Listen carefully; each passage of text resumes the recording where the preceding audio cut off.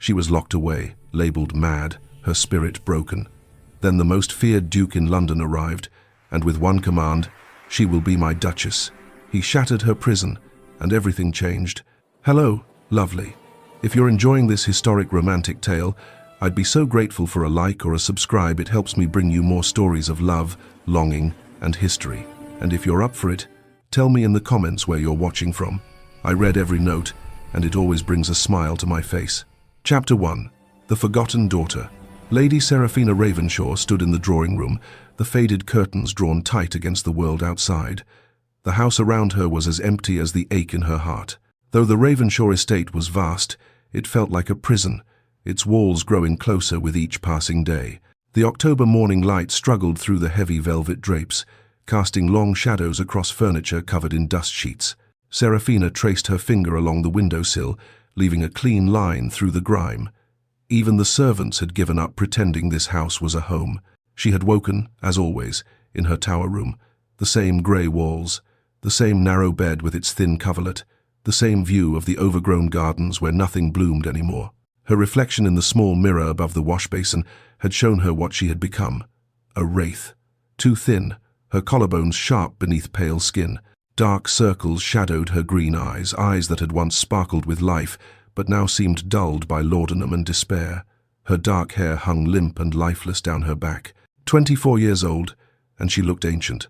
After dressing in another grey morning gown, Lady Agatha insisted she wear grey.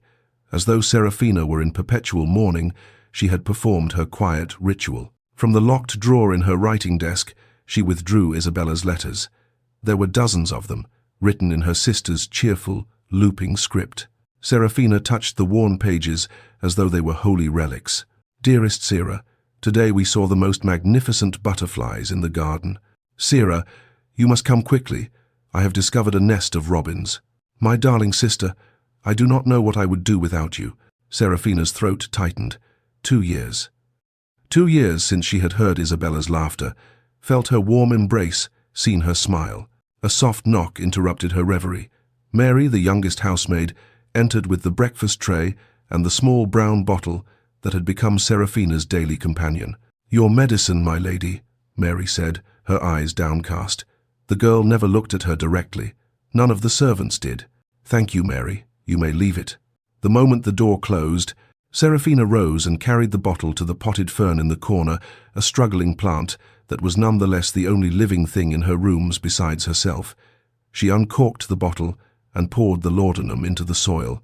3 weeks now. 3 weeks of clarity slowly returning, of the fog lifting from her mind. 3 weeks of hiding her awakening from Lady Agatha's watchful eyes. The fern seemed to be thriving on its unusual diet. Seraphina almost smiled at the irony. She returned to her desk, her hands steadier than they had been in months. Her mind felt sharper, thoughts less tangled, but with clarity came questions that gnawed at her like hungry rats. "Perhaps I am mad," she thought, staring at the grey walls. "Perhaps seeing prison bars where others see protection is the very definition of madness." But another voice, growing stronger each day, whispered back, "Or perhaps they have convinced me of a lie." The thought was dangerous.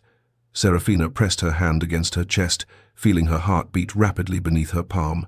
The memory came unbidden, as it always did. 2 years ago, Isabella's bedchamber, thick with the smell of sickness and desperate prayers. Seraphina had been 22, and Isabella only 17, so young, so full of life until the fever came. For 3 days, Seraphina had refused to leave her sister's side. She had held Isabella's burning hand, bathed her forehead with cool cloths, begged God for mercy. The doctor had been grave, his face lined with defeat. "There is nothing more to be done, Lady Seraphina. Make your peace." "No!" Seraphina's scream had torn from her throat like something wild. "Try something else. Bleed her again. Something—" But Isabella's eyes had opened then, fever bright and knowing. Her voice barely a whisper.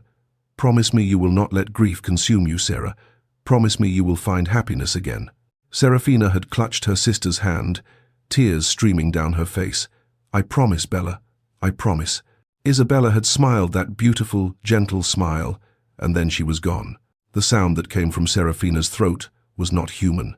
It was animal, primal, the howl of a creature whose heart had been ripped from its chest. She had clung to Isabella's body, refusing to release her hand, screaming that it was a mistake, that Isabella would wake, that God could not be so cruel. It had taken 3 servants to pull her away. The days that followed were a blur of uncontrollable weeping. Seraphina had refused food, refused to leave Isabella's room, refused to accept the finality of death. She had already lost her mother 6 years earlier. Isabella was losing the last tether to love, to family, to everything good in her world. Lady Agatha, her father's second wife, a woman who had married Lord Ravenshaw within a year of his first wife's death, had watched Seraphina's grief with cold disapproval. "This display is unseemly," Agatha had declared, her voice sharp as winter ice. Hysterical, dangerous. There had never been warmth between them, but after Isabella's death, whatever civility existed had shattered into open hostility. The physician Agatha summoned a man who owed her money. Seraphina later learned had examined her with perfunctory disinterest. "Melancholia of the severest nature," he pronounced. "She may harm herself or others. I recommend immediate intervention." And so the exile began. At first, it had been subtle, confined to her rooms in the London townhouse. Then, when her grief did not conveniently disappear, she was moved to Ravenshaw Estate, far from society's prying eyes.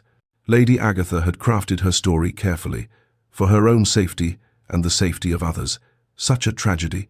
The poor girl has lost her mind. The rumours spread through London's drawing rooms like wildfire. Violent outbursts, broken mirrors, screaming at servants. A young woman driven mad by grief, locked away for everyone's protection. The reality was far more mundane and infinitely crueler. Seraphina's violence had been weeping.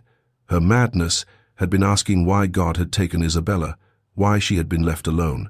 Her danger to others had been refusing to attend social functions or pretend her heart was not shattered. The laudanum had started as medicine to calm her nerves. "A few drops in the morning," Agatha had said, "to help her rest, to ease her pain," but the doses had increased. Morning became morning and afternoon became 3 times daily. The world had become cotton-wrapped, distant, unreal. 2 years passed in a fog of half-living, of forgetting who she had been before grief consumed her. Lord Ravenshaw, her own father, visited perhaps once every few months. He never met her eyes. His guilt was written in every line of his face, in the way his hands trembled, in his quick departures. But he said nothing, did nothing. He had surrendered his daughter to his wife's control as easily as he had surrendered everything else. "I have become a ghost haunting my own life," Seraphina thought, standing at her tower window. But recently, since stopping the laudanum, something had changed. Memories were returning not just of loss, but of who she had been before. Anger was building in her chest, hot and fierce, and with the anger came something she had not felt in 2 years. Strength. Evening fell over Ravenshaw Estate, with its usual oppressive silence. Seraphina sat in her tower room, Isabella's final letter spread before her on the writing desk, when Mary appeared at the door. "Begging your pardon, my lady," the girl said nervously, "but I was told to inform you visitors arriving tomorrow, the Duke of Ashford and his party, something about boundary disputes with the estate." Seraphina's hands trembled as she set down the letter. Her heart began to race. The Duke of Ashford. She remembered the name whispered in London drawing rooms before her exile.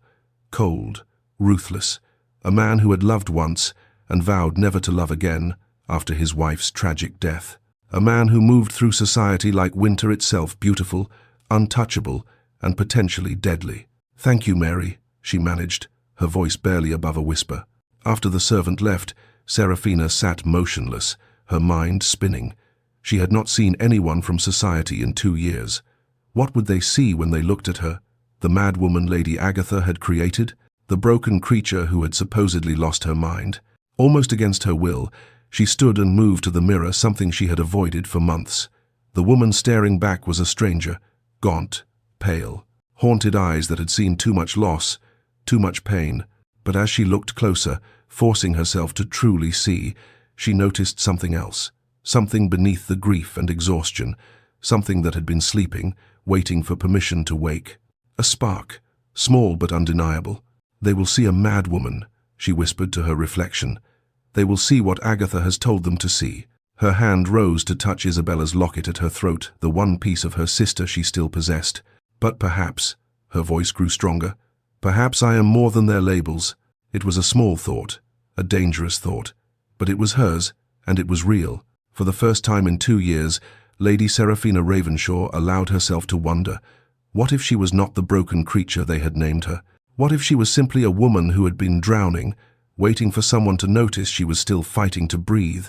What if tomorrow, when the Duke of Ashford arrived, someone finally saw her, truly saw her, for the first time since Isabella died? The thought terrified her, but somewhere deep inside, beneath the fear and the grief and the 2 years of chemical fog, a voice whispered, "Perhaps it is time to stop drowning. Perhaps it is time to fight." Seraphina touched the mirror's cold surface, meeting her own gaze with something she had not felt in so long she barely recognized it. Hope, dangerous, fragile, but undeniably alive. Tomorrow, the Duke would come. Tomorrow, everything might change, or nothing would, and she would remain in this tower until she truly did go mad. But tonight, for the first time in 2 years, Lady Seraphina Ravenshaw went to sleep without the laudanum's artificial peace, and she dreamed not of death, but of possibility. Chapter 2. The Duke of Ashford. Edward Hawke, Duke of Ashford, had built his reputation on ice and stone. At 32, he was known throughout London as the man who had loved once, buried his heart with his wife, and transformed grief into an impenetrable fortress. He stood now in his study at Ashford House, reviewing documents related to a boundary dispute with the Ravenshaw estate, and felt nothing. Feeling nothing had become his particular talent, but it had not always been so. 4 years ago, the birthing chamber, blood, so much blood. Edward had held Catherine's hand as the life drained from her face. Her skin had gone from flushed with labor to pale as moonlight, and no amount of pressure from the doctor's hands could stop the hemorrhaging. "I cannot stop it, Your Grace." The physician's voice had been hollow with defeat. "I am sorry. I cannot stop it." Catherine had turned her head on the pillow, her brown eyes finding his. Even dying, she had tried to comfort him. "Do not let this destroy you, Edward." Her voice had been barely a whisper. "Promise me you will live." He had gripped her hand tighter, feeling her pulse flutter beneath his fingers like a trapped bird. "I promise." But he had lied to her. Even as the words left his mouth, he knew he was dying with her. The child, their son, the heir Edward had prayed for, had lived for only 2 hours. Edward had held the tiny body as it took its last breath, feeling the weight of all his hopes extinguish in that small, failing chest. The double funeral had been a spectacle. All of London society had attended, watching the young Duke, who showed no emotion as 2 coffins were lowered into the earth, one large, one heartbreakingly small. The whispers had started immediately. Cold, unfeeling. Perhaps he never loved her at all. No tears, not a single tear. What kind of man? They say he returned to work the very next day, discussing crop rotations while his wife was barely cold. Edward had heard every word. He had felt every judgment, and he had welcomed them, because anger was easier than grief, and their contempt was simpler than their pity. The truth was that he felt everything, every loss, every moment, every breath he took that Catherine would never take again. He felt it all with such crushing intensity that if he allowed even one crack in his armor, he would shatter completely. So he had transformed himself, poured all his energy into duty, estate management, parliamentary work. He avoided anything that might make him feel. No art, no music, no social gatherings unless absolutely required for business or political necessity. His sister Margaret had watched this transformation with increasing alarm. "You are not living, Edward," she had told him 6 months ago, cornering him in his study. "You are merely existing." "Existence is safer," he had replied, not looking up from his ledgers. "Safer than what? Than feeling? Than being human?" He had finally met her eyes then, and whatever she saw in his face had made her step back. "Yes," he said simply, "safer than that." Now, 4 years after Catherine's death, he had perfected the role, the cold Duke. The man who moved through society like winter itself, beautiful, untouchable, potentially deadly. Society feared him, respected him, but no one truly knew him. He preferred it that way. Loneliness was predictable, safe, until this morning, when Margaret had disrupted even that fragile peace. The boundary dispute with Ravenshaw estate was straightforward enough. Trees had been felled on land, both parties claimed. It required the Duke's personal attention, a matter of property rights and legal precedent that could not be delegated to a steward. Edward's plan had been simple. 2 days at the estate, 3 at most. Resolve the issue with Lord Ravenshaw, return to London, resume his carefully ordered existence. He had been preparing to depart when Margaret arrived at his townhouse, already dressed for travel. "I am accompanying you," she announced, sweeping past his butler. Edward looked up from the dispatch he was reading. "This is estate business, Margaret.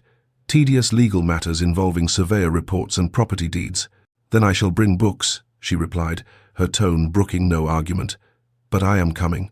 "Margaret, Edward, you have not left London for anything but parliamentary duties. In 2 years, you barely leave this house. I am not letting you disappear into some remote estate alone." Her voice softened slightly. "Please, let me come." Edward had recognized the futility of arguing. Margaret possessed the same stubborn streak that ran through all the Hawks. Once she decided something, God himself could not dissuade her. "Very well," he conceded. "But do not expect entertainment. The Ravenshaws are unlikely to be charming company." Now, as their carriage rolled through the October countryside, Margaret gazed out the window at the turning leaves while Edward reviewed his documents. He had nearly forgotten she was there when she spoke. "The Ravenshaw family is quite tragic, from what I hear." Edward did not look up. "Most families are tragic in one way or another. Lord Ravenshaw is weak, apparently, completely dominated by his second wife. Lady Agatha, I believe her name is, quite the tyrant, according to Lady Pemberton. I am not interested in gossip, Margaret." But his sister continued, as though he had not spoken. "They say the eldest daughter went mad after her sister's death. Tragic, really. She was apparently quite promising before. Well, before." Something tightened in Edward's chest, an unwelcome sensation he immediately tried to suppress. "What happened to her?" he asked, attempting to sound indifferent. Margaret glanced at him, and Edward had the uncomfortable feeling she had been waiting for that exact question. "No one knows precisely. Locked away somewhere. The stepmother claims she's dangerous. Violent outbursts, they say. Complete loss of reason." Edward stared at the document in his lap, the words blurring. He knew what grief looked like. He knew what it felt like when the world expected you to package your pain into something acceptable, something that did not disturb their comfort. He remembered the weeks after Catherine's death, the way he could barely speak, barely move, the way every breath felt like betrayal that he continued living while she did not. If he had been a woman, would they have locked him away too? Called his grief madness? Drugged him into compliance? He pushed the thought aside, irritated with himself. This was not his concern. The Ravenshaw family's troubles had nothing to do with him. But the uncomfortable feeling remained, lodged beneath his ribs like a stone. Ravenshaw Estate appeared through the trees as afternoon faded toward evening. It was grand, or had been, once. Now it had the air of something slowly decaying. The gardens were overgrown, weeds choking what might have been beautiful flower beds, paint peeled from the window frames, a house that had given up pretending to be happy. Lady Agatha met them in the entrance hall with effusive warmth that immediately set Edward's instincts on edge. "Your Grace, what an honor, and Lady Margaret, how delightful." Her smile was wide but never reached her eyes. She was handsome in a severe way, her dark hair severely dressed, her posture rigid with control. Edward's immediate assessment: this woman was performing. Lord Ravenshaw appeared behind his wife, a man who looked older than his years, distracted, defeated. A man who had surrendered to someone else's will so completely that he had forgotten he once possessed one of his own. They were shown to the parlor for tea, a formal, uncomfortable affair. Lady Agatha dominated the conversation, discussing the boundary dispute with an eagerness that seemed excessive for such a dry topic. Lord Ravenshaw said little, his gaze frequently drifting to the window. Edward found his own attention wandering. His eyes kept drifting to the doorway, though he could not have said what he was expecting. Then he saw her. A flicker of movement in the corridor outside. A woman passing pale, ethereal, moving as though she were trying not to exist. Edward's breath caught. She was luminous even in her obvious distress. Dark hair pulled back severely from a face of almost painful beauty. She wore grey, a shade that washed out her already pale skin, but nothing could diminish the delicate architecture of her features. High cheekbones, full lips, and eyes. Those eyes. The most extraordinary green, like light through new leaves. For one suspended moment, those eyes met his. In that instant, Edward saw everything. Intelligence, sharp and undimmed. Pain, deep and raw. Loneliness that mirrored his own.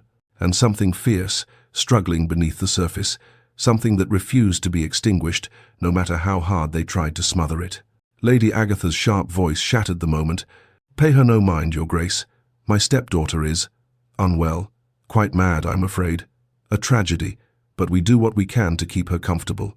Edward watched as the woman's hands began to tremble, but her chin lifted a gesture of fragile dignity that struck him like a blow to the chest. She disappeared down the corridor like a ghost, and Edward realized he had been holding his breath.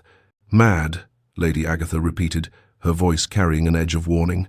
She was never quite right, even before her sister's death, but after, well, it is a mercy we can keep her here, away from society's cruel judgments. Edward forced himself to nod, to sip his tea, to discuss boundary markers and property surveys, but his mind was elsewhere. He had seen madness. He had stood at its edge himself, in the black weeks after Catherine's death, when he could not remember how to sleep, how to eat, how to continue existing in a world that had taken everything from him. What he saw in those green eyes was not madness. It was a soul drowning, still fighting to reach the surface. That night, sleep eluded Edward entirely.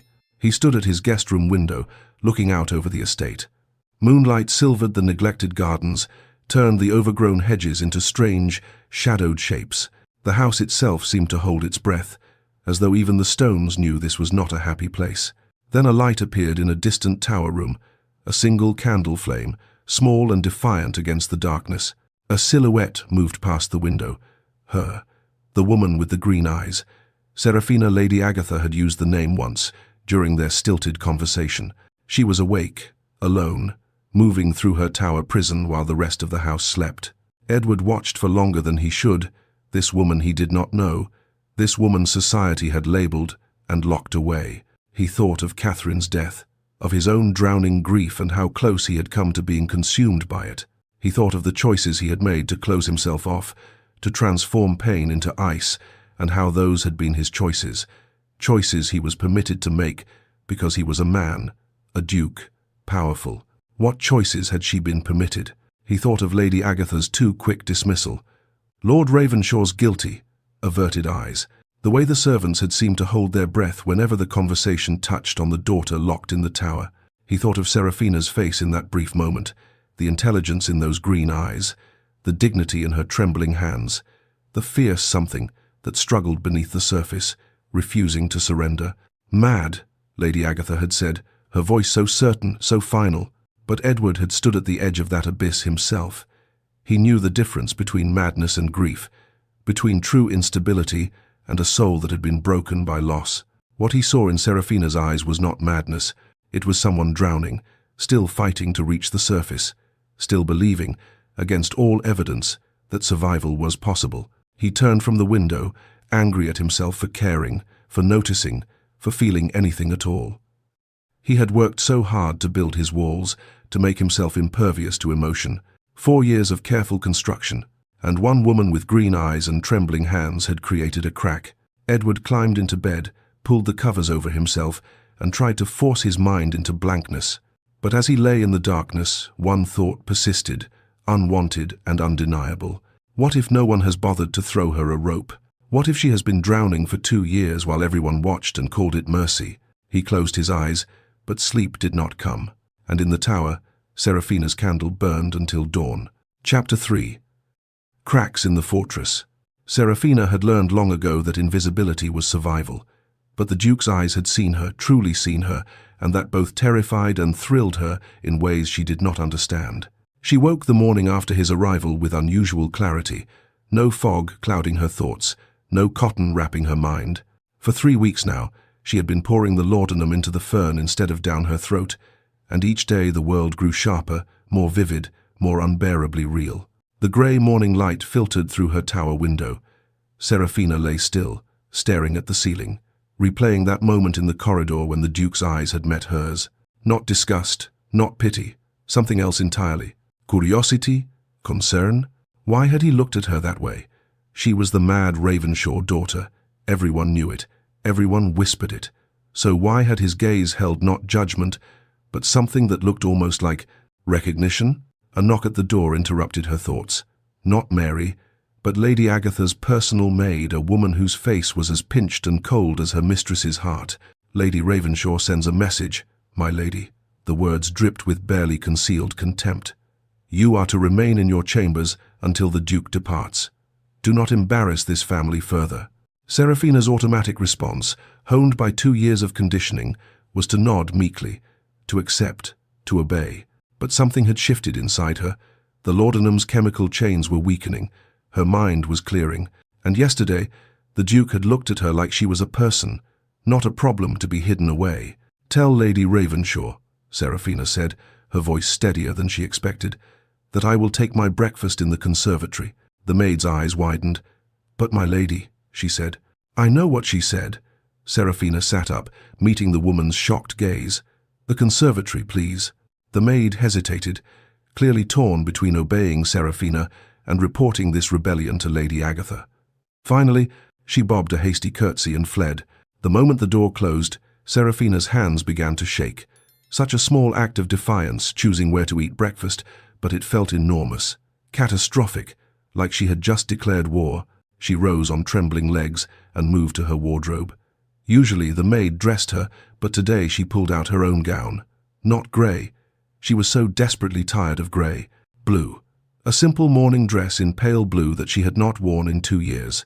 It hung loose on her frame. She had lost weight during her exile, but it was not grey. Seraphina fastened the buttons with fumbling fingers and looked at herself in the mirror. The woman staring back was a stranger, thin, pale, but wearing blue. I do not know who you are anymore, she whispered to her reflection, but perhaps it is time to remember. The conservatory was a cathedral of glass and wild green. Once, it had been her mother's pride, carefully tended, full of exotic plants and blooming flowers. Now it was overgrown, neglected, a jungle of untamed growth where vines crawled up the glass walls and ferns sprawled across cracked tiles. But it was beautiful in its wildness, alive. Seraphina moved among the plants, touching leaves, feeling the rough bark of an orange tree that had grown far too large for its pot. Sunlight streamed through the dirty glass, and she turned her face toward it, trying to remember when she had last felt warmth on her skin. She had brought a book, Wordsworth's poems, one of the few possessions she had been allowed to keep. She was reading about daffodils when she heard footsteps. Her heart leaped into her throat. Lady Agatha had found her. The punishment would be, but it was not Lady Agatha. Edward Hawke, Duke of Ashford, stood in the doorway, his dark eyes taking in the overgrown space, the shafts of dusty sunlight, and finally settling on her. I did not mean to disturb you, he said, his voice low and careful. I was admiring the architecture. The conservatory is quite remarkable. Seraphina's instinct was to flee, to apologize for existing in his presence and scurry back to her tower like the ghost they had made her. But she forced herself to stay, forced words past the tightness in her throat. The conservatory was my mother's pride. Before. She gestured vaguely at the overgrowth, unable to finish the sentence. Before she died, before everything fell apart, before this house became a mausoleum. Edward stepped further into the space, and Seraphina noticed he moved carefully, as though approaching a wounded animal that might bolt at any sudden movement. An awkward silence stretched between them. Neither seemed to know how to proceed. Lady Margaret mentioned you were unwell, Edward said finally, his tone surprisingly gentle. I hope you are feeling better. A bitter laugh escaped Seraphina's lips before she could stop it. Unwell. Is that the phrase society uses now? How kind. Edward looked taken aback by her directness, and Seraphina immediately regretted her sharp tongue. Forgive me, Your Grace. She pressed a hand to her forehead, suddenly exhausted. I have forgotten how to converse with people. It has been some time. How long have you been here? Edward asked, not moving closer but not retreating either. At this estate, I mean. 2 years. The words felt heavy as stones, though it feels like centuries. And before that? Seraphina paused, debating how much to reveal. But there was something in his eyes, not pity, not curiosity, but genuine interest that loosened her tongue. Before that, I was in London, with Isabella, my sister. She watched him register the past tense, watched understanding dawn on his face. She passed away, he said quietly. Not a question. Seraphina nodded, not trusting her voice. Her hand moved unconsciously to the locket at her throat. Edward was silent for a moment. Then, my wife died 4 years ago, in childbirth. The child as well. Seraphina's eyes snapped to his face, and what she saw there made her chest ache. Grief, carefully controlled but undeniably present. The same grief she carried, just buried deeper. "I am so sorry," she whispered, and the words felt inadequate but genuine. "Society expected me to mourn appropriately." Edward continued, his gaze distant, quietly, briefly, "then move on with my life, my duties, as though I had not just lost everything that mattered." He paused, and Seraphina could see him wrestling with something. "I wanted to scream," he admitted, his voice dropping lower. "To rage, to refuse to accept it, to tear apart the world that had taken them from me. But you did not," Seraphina said softly. "No, I buried it. Became what they expected, cold, controlled, impenetrable." His eyes refocused on her. "And you?" "I screamed," Seraphina said simply. "I raged. I refused to accept it." The silence that followed felt heavy with meaning. "And they called you mad for it," Edward said. "And it was not a question." Seraphina met his gaze directly. "Perhaps madness is simply grief that society finds inconvenient." She watched something shift in his expression, surprise, recognition, and something else she could not name. For the first time, Seraphina wondered if this cold duke might understand her better than anyone had in 2 years. Before Edward could respond, a bright voice called from the doorway. "There you are, Edward. I have been looking everywhere, oh." Lady Margaret Hawke entered the conservatory, her face lighting up when she saw Seraphina. Where her brother was dark and reserved, Margaret was warm and open, with kind eyes and an easy smile. "Lady Seraphina, what a lovely surprise. This conservatory is absolutely enchanting. Is it not, Edward?" "Indeed," Edward said, and Seraphina could have sworn she heard amusement in his tone. Margaret swept forward, immediately embracing the moment with the ease of someone accustomed to social situations. "You must tell me about these plants. I am hopeless with growing things, but I do so admire those who possess the talent."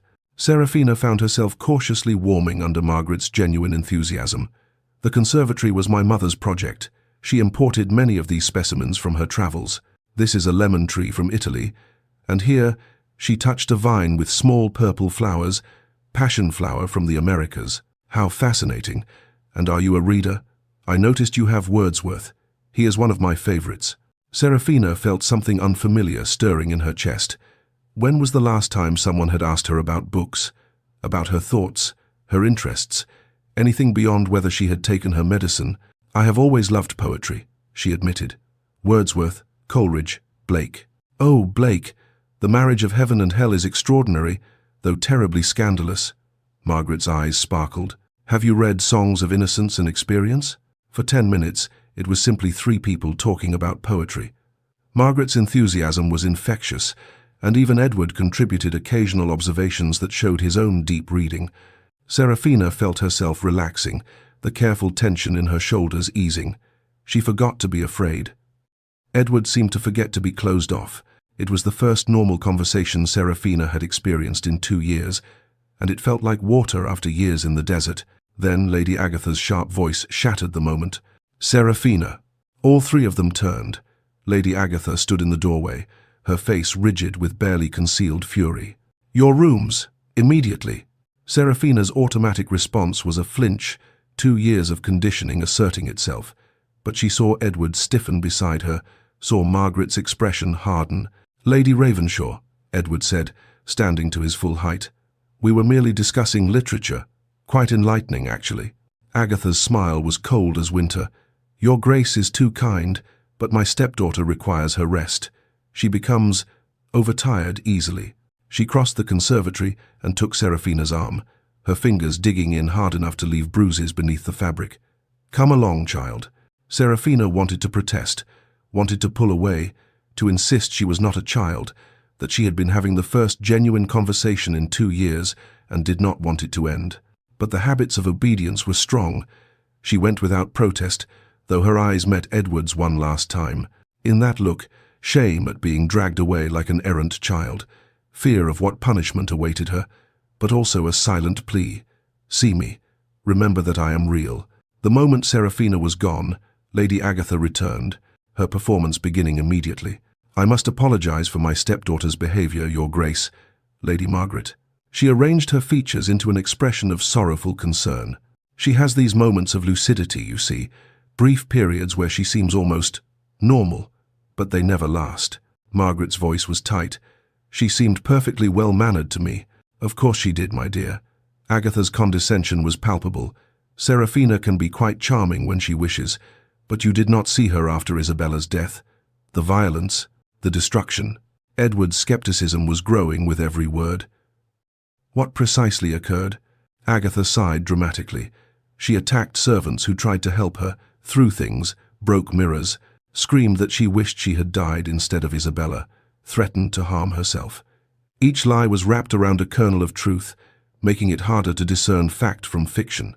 We had 3 different physicians examine her. They all agreed melancholia of the severest nature, perhaps inherited madness from her mother's side. Has she been seen by physicians in London? Edward asked carefully. Of course, the finest doctors in England. They all concluded the same: she is beyond help. We keep her here for her own protection, and, I confess, for society's peace of mind. Can you imagine if she were loose in London, having one of her episodes? Margaret opened her mouth, clearly ready to argue, but Edward caught her eye and gave a subtle shake of his head. After Lady Agatha finally left, assured that she had controlled the narrative, Margaret turned to her brother. "That woman is lying," she said flatly. "I would stake my life on it." "As would I," Edward replied, his voice grim. He thought of Seraphina's eloquent observations about grief and madness, her knowledge of poetry, the intelligence in her eyes. That was not madness. That was a person trapped, isolated, possibly drugged into compliance. He thought of how Lady Agatha had grabbed her arm, the way Seraphina had flinched, the practiced way she had submitted to being dragged away. This was not protection, this was imprisonment. That evening, Edward made an unexpected decision. He found his secretary in the drawing room, reviewing correspondence. "Send word to London. Clear my schedule for the next fortnight. We are extending our stay at Ravenshaw Estate." The secretary looked up in surprise. "Your Grace, the parliamentary session begins next week. Lord Pemberton was expecting your support on the reform bill." "They will manage without me," Edward said, his tone brooking no argument. "Send my apologies, but the estate business here is more complex than anticipated." After the secretary departed, looking bewildered, Margaret appeared in the doorway of Edward's temporary study. "You are staying because of her," she said. Not a question. Edward did not deny it. He poured himself a brandy, staring at the amber liquid. "Something is very wrong in this house, Margaret." "Yes," his sister agreed, entering the room and settling into a chair. "That woman is a tyrant, and Lord Ravenshaw is a coward who allows it." Edward thought of Seraphina's words. Perhaps madness is simply grief that society finds inconvenient. He thought of her flinch when Agatha grabbed her arm, the trembling of her hands, the way she had looked at him as though she had forgotten people could be kind. He thought of himself 4 years ago, drowning in grief after Catherine's death, but he had made choices. He had decided to bury his emotions, to become cold, to transform into the Duke society expected. They were terrible choices that had cost him dearly, but they had been his choices. Seraphina had had no choices at all. "I cannot leave her here," he said quietly. "Not yet. Not until I understand what is truly happening, and if what I suspect is true." He did not finish the sentence, but Margaret understood. "Edward," she said softly, "that might be the most human thing you have said in 4 years." He did not smile, but something in his chest, something he thought dead and buried with, Catherine shifted, cracked, began to wake. It hurt. God, it hurt to feel again after so long in the cold. But as he lay in bed that night, unable to sleep, he realized the pain was not entirely unwelcome. Pain meant he was alive.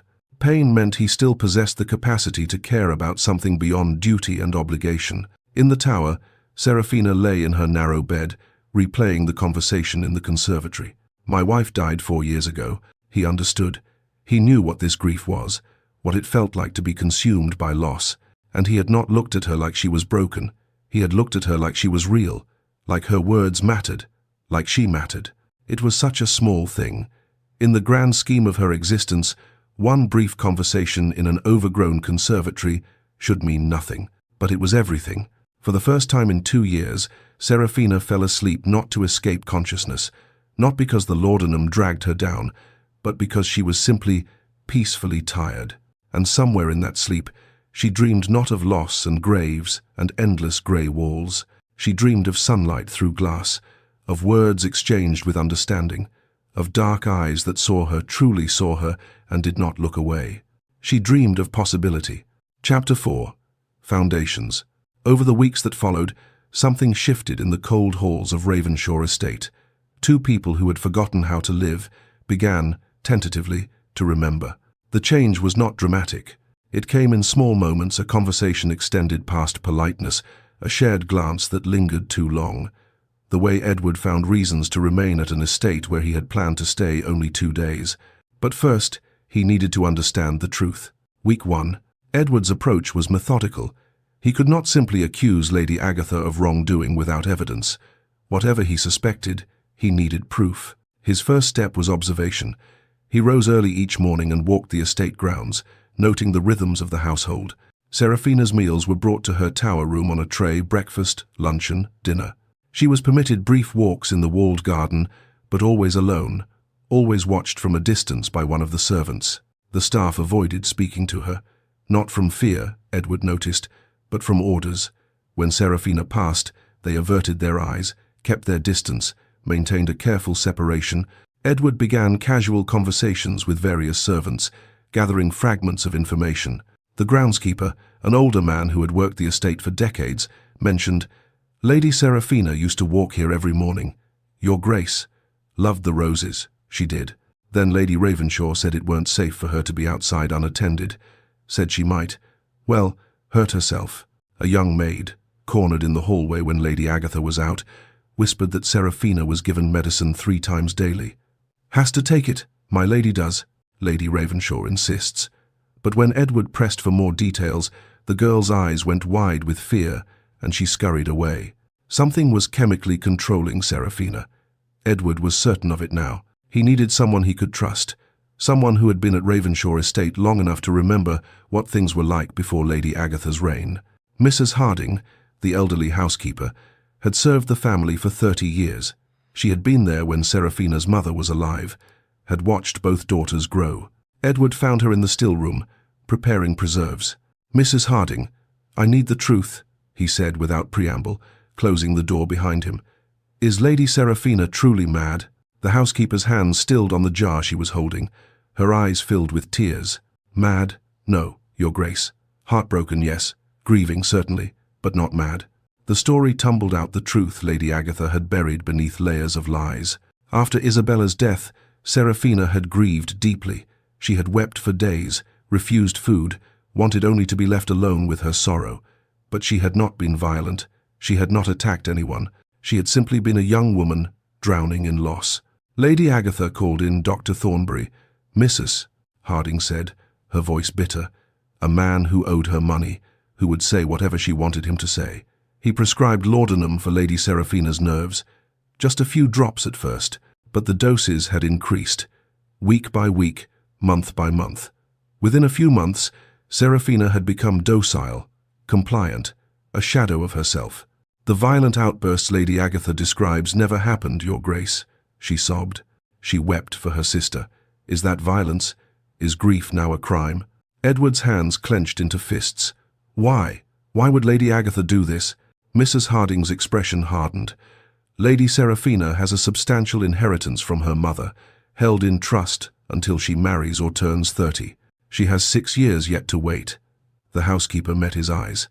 "If Lady Seraphina is declared incompetent, Lady Agatha, as her guardian, controls that inheritance." Cold fury settled in Edward's chest. "She is drugging and imprisoning Lady Seraphina for money. I have tried to help her in small ways, Your Grace, but I have no power here. I am only a servant." "You have power now," Edward said firmly. "I need you to ensure Lady Seraphina receives no more laudanum. Can you manage that?" Mrs. Harding's eyes widened. "Your Grace, if Lady Agatha discovers, I will handle Lady Agatha. But Seraphina needs to be clear-headed. Tell Lady Agatha it is being administered, but substitute it with harmless tea. Can you do this?" Hope dawned in the elderly woman's face. "Yes, Your Grace, gladly." Week 2. Edward needed reasons to remain at Ravenshaw, reasons Lady Agatha could not easily dismiss. The boundary dispute became suddenly, conveniently complex. Edward brought in surveyors to measure and remeasure the land. His solicitor arrived from London with stacks of property documents requiring review. Every question spawned 2 more questions, each requiring careful consideration. Lady Agatha could not object without appearing obstructive, without suggesting she wanted the Duke to leave. That would be terribly rude. Edward and Margaret began creating opportunities to encounter Seraphina. Morning walks in the garden, with Margaret serving as chaperone.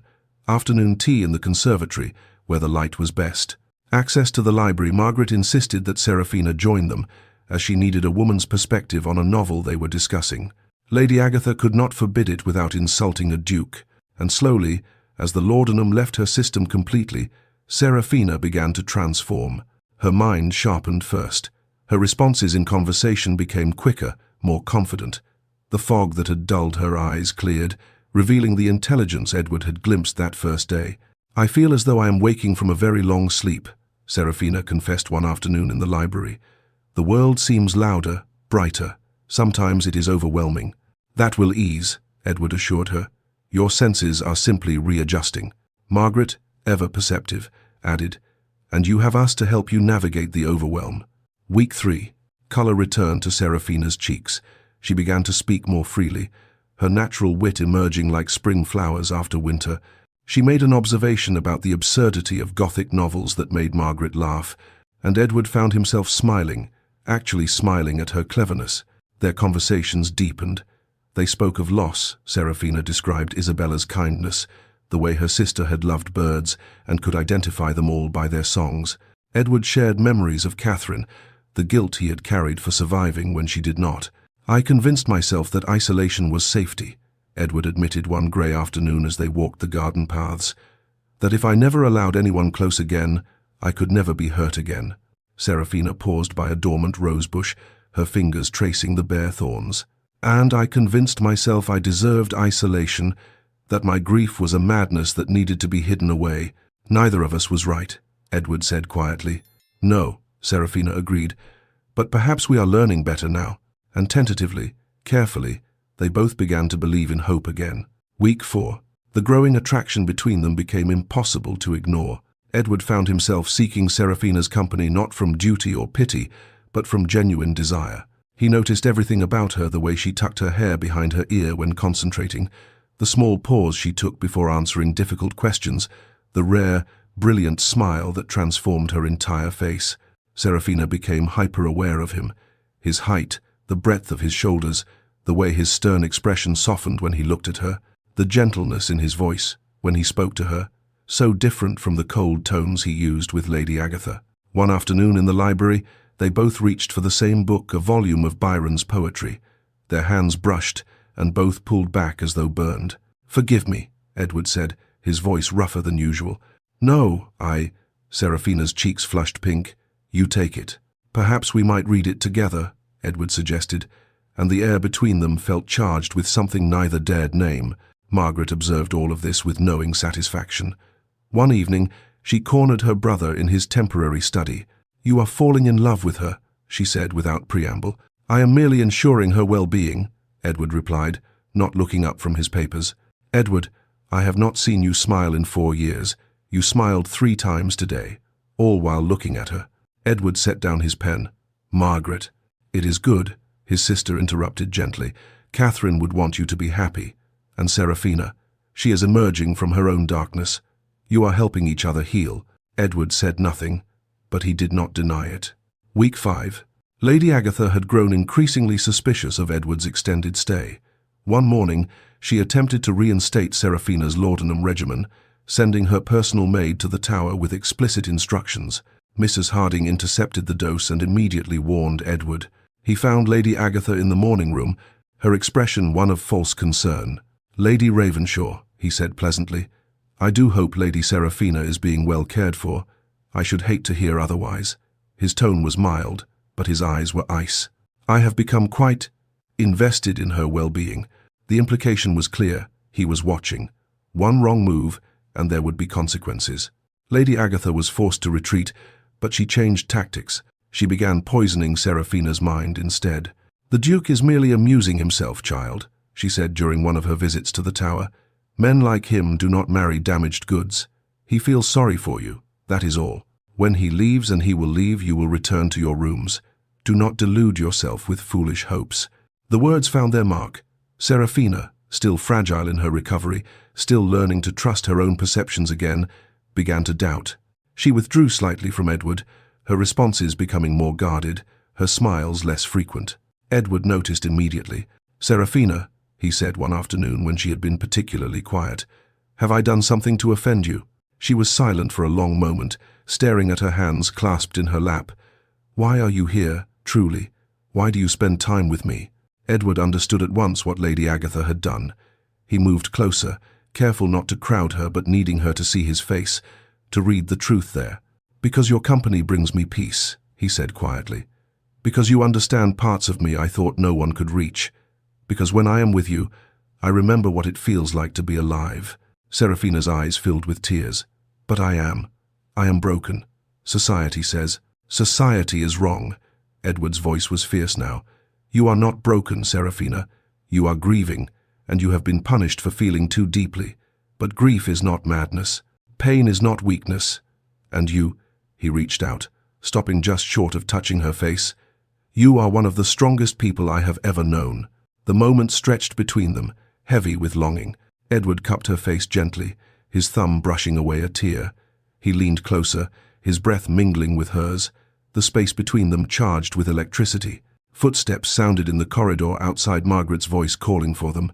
They separated quickly, both breathing hard, both shaken. But something had been acknowledged between them. Something that could not be taken back. Week 6. December arrived with the first snow, transforming Ravenshaw Estate into a landscape of white silence. Edward stood in Lord Ravenshaw's study, having requested a private audience. The man looked smaller somehow, diminished by guilt and years of weak compliance. "My lord," Edward began, his voice cold and formal, "I have become aware of certain irregularities in Lady Seraphina's care." Lord Ravenshaw went pale. "Your Grace?" I do not wish to hear excuses," Edward cut him off. "I wish to hear the truth. Is Lady Seraphina truly mad, or has she been drugged and isolated for other reasons?" A long silence filled the study. Then Lord Ravenshaw's defences crumbled entirely. "She is not mad," he whispered, his voice breaking. "She never was. After Isabella died, she grieved terribly, but she was not dangerous. My wife convinced me that Seraphina was a threat to herself, that the inheritance, that it was for the best to keep her controlled, safe." Tears ran down his face. "I am a coward, Your Grace. I know it. I have allowed my wife to imprison my own daughter. I have failed her in every way a father can fail." Edward's disgust was evident, but he kept his voice controlled. "Then you will assist me in correcting this injustice." "Anything," Lord Ravenshaw said desperately. "Tell me what you need." Edward leaned forward, his dark eyes boring into the older man. "I intend to ask for Lady Seraphina's hand in marriage. You will consent, and you will ensure Lady Ravenshaw does not interfere." Lord Ravenshaw's mouth fell open. "Your Grace, you would marry her, even knowing what society believes?" "Society is wrong," Edward said coldly, "and I will prove it. But first I must know, will you support this?" Lord Ravenshaw, tears still streaming down his face, nodded. "Yes. God help me, yes. It is the least I can do, the very least." That night, Edward sat at the desk in his guest room and wrote 2 letters by candlelight. The first was to his solicitor in London, a request for complete investigation into the Ravenshaw family finances and Seraphina's legal status regarding her inheritance. He needed documentation, proof that could stand up in court if necessary. The second was to the Archbishop of Canterbury, a request for a special license for marriage. He did not yet know if Seraphina would accept him. He did not know if she felt even a fraction of what he felt for her. But he knew with absolute certainty that he must ask. In 6 weeks, she had awakened something in him he thought dead forever. Not a replacement for what he had lost with Catherine, but something new, something equally precious. The ability to hope, to care, to love. In the tower, Seraphina sat by her window, watching snow fall over the estate grounds. The world was quiet, peaceful, in its blanket of white. She touched Isabella's locket at her throat, her fingers tracing the familiar metal. "I think I am falling in love, Bella," she whispered to the empty room, to the sister she would never stop missing. "Is that allowed?" Am I permitted to feel this after losing you? The silence offered no answer, but in her heart, she knew what Isabella would say. She could almost hear her sister's voice, warm and full of life. Yes, Sera, live. Please, please live. And for the first time since Isabella's death, Seraphina believed she might actually be able to. Tomorrow, everything might change. Edward would eventually leave, return to London, resume his life as the cold Duke. Or perhaps, and this thought made her heart race with terrifying hope, perhaps he might stay. Perhaps he might ask her to come with him. Perhaps this was not an ending, but a beginning. Seraphina pressed her hand against the cold window glass and let herself believe in possibility. Outside, snow continued to fall, covering the dead gardens, the neglected paths, the grey walls of her prison, covering everything in white. Clean, new, a chance to begin again. Chapter 5. The Duke's Demand. Edward Hawke had faced battlefields in his youth, Parliament in his prime, and the death of everyone he loved. Yet nothing had required more courage than what he was about to do, ask a woman who had been taught she was worthless to believe she deserved to be loved. The morning of January's first day dawned cold and clear. Edward stood in his chambers, dressed with unusual care. His valet had laid out his finest morning coat, dark blue superfine that emphasized the breadth of his shoulders. His cravat was tied in the intricate style favored by London's elite. Everything perfect, everything controlled. But his hands shook as he fastened his cufflinks. Why am I doing this? He asked himself, staring at his reflection in the mirror. Was he doing this to save her? No, Seraphina was saving herself. He had merely removed some of the obstacles in her path. Was he doing this from pity? No.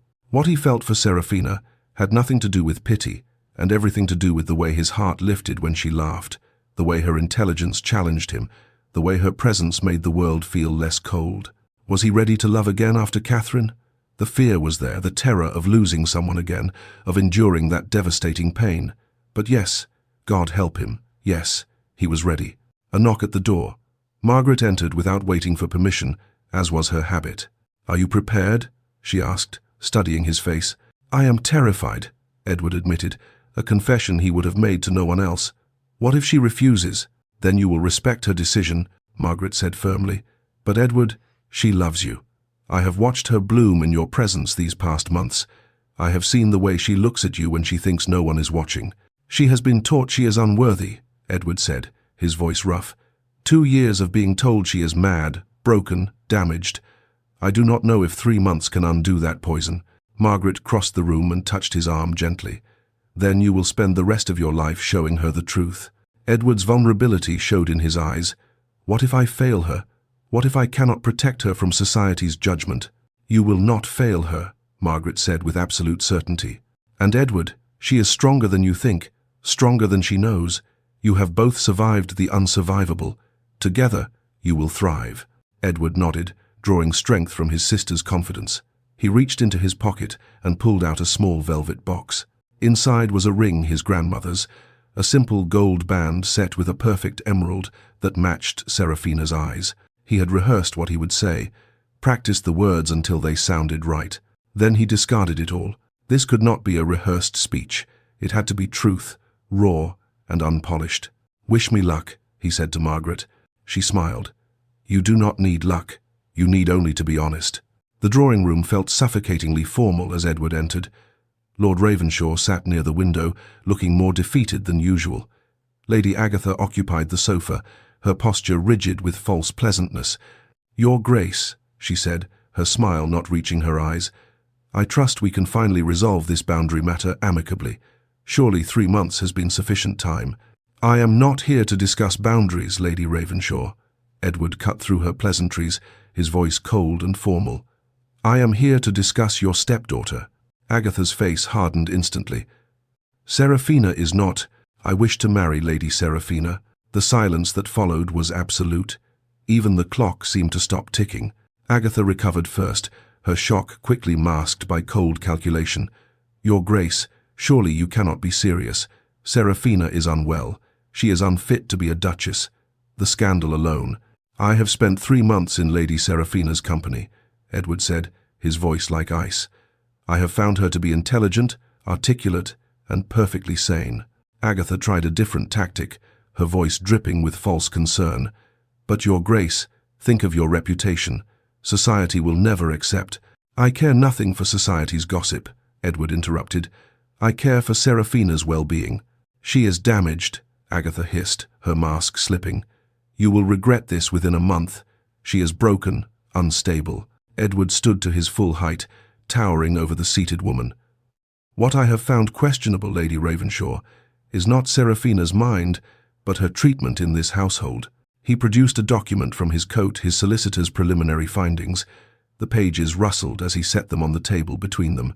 Would you care to explain why Lady Seraphina has been administered laudanum for 2 years without proper medical oversight? His voice was deadly quiet. Or why her substantial inheritance has been used to pay debts accrued by this estate? Lord Ravenshaw made a choking sound. His guilty silence confirmed everything. Agatha's face went white, then red. You cannot prove. I can prove everything, Edward said flatly. And I will, if necessary. But I would prefer to avoid public scandal. He leaned forward slightly. Consent to this marriage, and Seraphina's inheritance remains in the family, hers to do with as she pleases. She may even choose to be generous to her father. The threat hung in the air, unspoken but clear. Refuse, and I will expose every detail of her imprisonment and your financial misconduct to every drawing room in London. I will ensure you are ruined socially and investigated legally. Do I make myself clear? Agatha's fury was palpable, but she was cornered, and she knew it. She will refuse you, she said venomously. She is too damaged to accept, too broken to believe anyone could want her. Edward's smile was cold. I will hear Lady Seraphina's answer from Lady Seraphina. Bring her here, now. Seraphina entered the drawing room minutes later, confusion and fear written across her face. She wore a simple grey dress, Agatha's choice, always grey, and her hands trembled slightly. She saw Edward standing by the fireplace, saw Agatha's barely contained rage, saw her father's shame. What is happening? She asked, her voice barely above a whisper.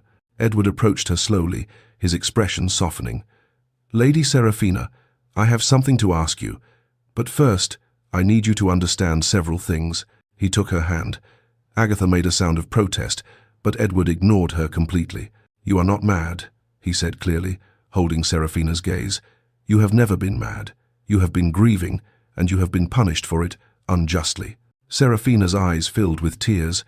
Your Grace, you have been told you are broken, damaged, unworthy, Edward continued, his voice gentle but firm. These are lies. All of them. You are one of the strongest people I have ever known. You have survived 2 years of cruelty and isolation, and you have not lost yourself. You are still here, still fighting, still beautiful in every way that matters. Seraphina could barely breathe. Why are you saying this? Because I need you to believe it, Edward said. When I ask you to marry me. Seraphina gasped, the room spinning around her. Edward spoke quickly, needing her to understand. I do not offer you pity or charity, Seraphina. I do not offer you rescue, though I will gladly free you from this place. I offer you freedom, partnership, the chance to discover who you might become without these chains. I offer you my name, my protection, and my heart because in the past 3 months you have reminded me how to use it. I ask you to be my Duchess, not to save you, but because when I am with you, I am whole, in a way I have not been since Catherine died. Seraphina's thoughts swirled in chaos.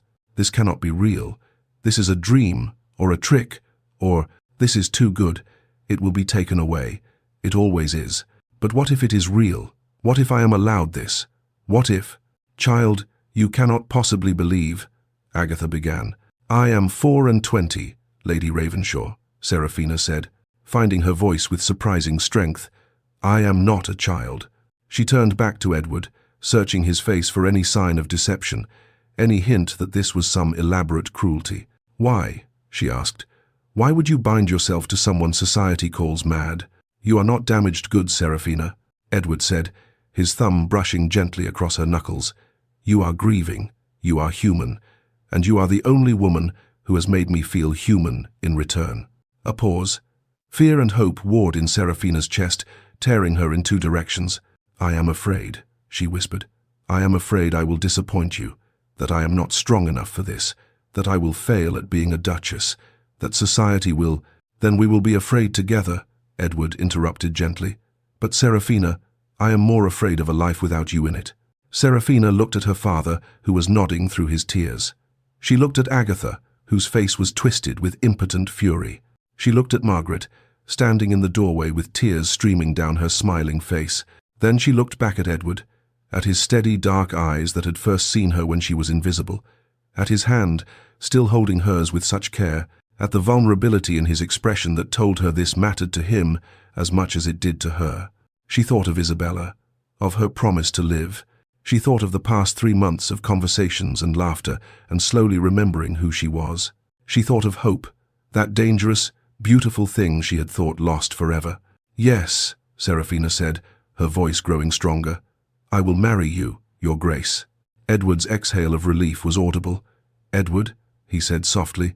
"Please, call me Edward." Seraphina's lips curved in the smallest smile. "Yes, I will marry you, Edward." The arrangements were made with startling speed. Edward insisted they would leave for London the next morning. "No long engagement," he told Lord Ravenshaw, his tone brooking no argument. "We will marry within a month. I will not risk any complications." His meaning was clear. He would not give Agatha time to sabotage this. That evening, Seraphina packed her belongings, a task that took mere minutes. 2 years of life fit into a single trunk. It was pathetic, really, how little she had been allowed. She found Isabella's last letter tucked in her jewelry box, the paper soft from being read and reread. With trembling hands, she unfolded it one more time. "Dearest Sarah, if you are reading this, I am gone. Do not let grief consume you. Promise me you will find happiness again. Promise me you will live, truly live, for both of us. You have so much love to give. Do not let them take that from you. I love you, always. Bella." Seraphina folded the letter carefully and placed it in Isabella's locket, against her heart. "I am keeping my promise, Bella," she whispered to the empty room. "I am choosing to live." A knock at her door. Edward stood in the doorway, his formal coat discarded, looking more relaxed than she had ever seen him. "May I?" he asked, gesturing to the chair by her window. She nodded, and he sat. For a long moment, they simply existed in companionable silence. "Are you certain?" Seraphina finally asked. "About this? About me?" Edward considered his words carefully. "Seraphina, I have been certain of very little since Catherine died. I was certain only of duty, of responsibility, of going through the motions of existence." He looked at her directly, and the emotion in his eyes made her breath catch. "But I am certain of this. You have woken something in me I thought dead, not replacing what I lost, but creating something new, something equally precious. I am certain that I admire you, respect you, and am falling deeper in love with you each day. I am certain that I want to spend my life ensuring you never doubt your worth again." Seraphina's tears spilled over, and she could not stop them.